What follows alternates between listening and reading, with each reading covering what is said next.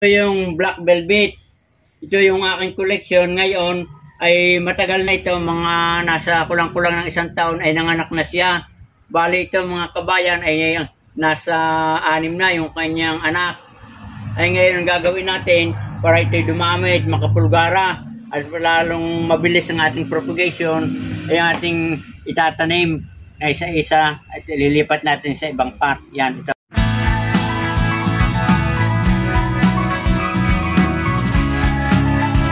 Ayan mga kabayan, natapos nating may transplant itong Black Velvet at ngayon ay atin ang isusunod-sunod itong isa-isa. Kaganda mga kabayan, buhay na siya at marami ng ugat. Ngayon ang tamang propagation ng mga halaman dahil araw-araw umuulan at ang lupay basang-basa, hindi siya mai-stress. Yan ang kagandahan paglilipat ngayon, pag-transplant ng mga halaman.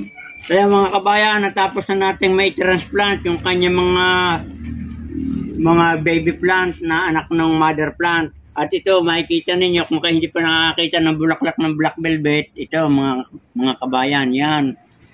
Siya ay malapit na bumukad, ito. Parang katulad din ng sa ating caladium.